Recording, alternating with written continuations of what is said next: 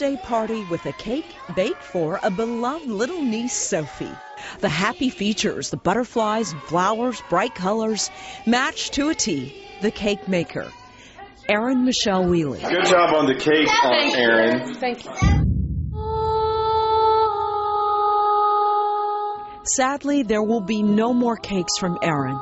She was the life of the party, a beautiful, alert young woman who fell asleep while driving home from a barbecue outing July 4th, 2005. She had called my dad.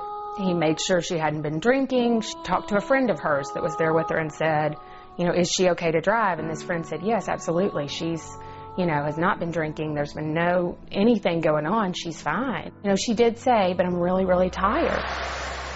Her sister says less than half a mile from her daddy's front door, Erin's car left the road and barreled through a row of trees in a wooded area. Paramedics said she died instantly. 23-year-old Erin fell asleep. When there's no alcohol involved, the person's in the car by itself, buckled up, everything's fine. There's no reason for the accident. 9 times out of 10, it's because a person fell asleep behind the wheel. Lieutenant Kenny Roberson has investigated accidents enough to know how deadly drowsy driving can be. It's a lot worse than texting and driving. Worse than texting and driving? How is that possible?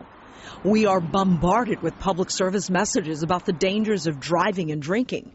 We are urged to have a phone-free car to avoid texting and driving. But the media are nearly silent when it comes to warnings about the danger of drowsy, sleepy driving, a condition responsible for 40,000 accidents, according to government statistics, and 62% of American adults reported driving drowsy. I heard myself scream, and I fell to the floor, and I literally threw the phone across the room. 5 years later, Koski is speaking out about losing her sister, a sister that used to be mistaken as her twin. Born less than 2 years apart, the birthdays just 4 days apart. This is not supposed to happen this way. She's supposed to have a boyfriend. She's supposed to get married. She's supposed to have babies. She's supposed to have cousins for my kids, you know? And all of that got taken away from us. And you know, I would just hate for somebody else to go through that. Many people would say that they can feel themselves get drowsy or sleepy. I think we're again sort of fooling ourselves. Dr. Robert Schreiner studies the human sleeping condition from Baptist Sleep Disorder Center in Memphis. He says it's likely a sleep-deprived driver cannot judge when the eyes will close. Many of us will not experience that necessarily, or will have what's called a micro sleep, just a very instantaneous type of sleep. And we have no real predilection or warning that that's coming on. We do know that shift workers and teenagers make up a dangerous at-risk group for drowsy driving. More often than not, they don't even know when they are sleep deprived. Going from warm weather into a cool car also creates a risk factor.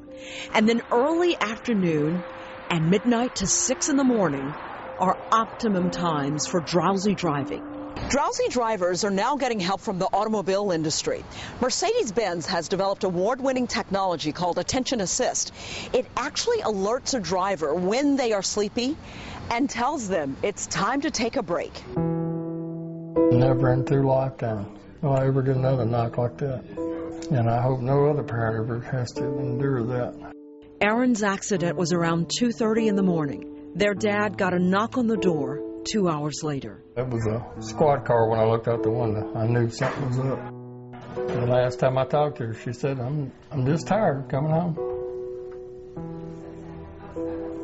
She didn't make it. So Koski, mom of 3, goes through the things she collected from her sister's car that morning. Every trinket, every item has its own urging that warns others about drowsy, sleepy driving. I have the choice to either keep the pain within our family, and we can spend every July 4th crying and being sad and talking about how we miss her and talking about how awful it is what happened to her, Or we still do those things, we still miss her, but we get her story out there.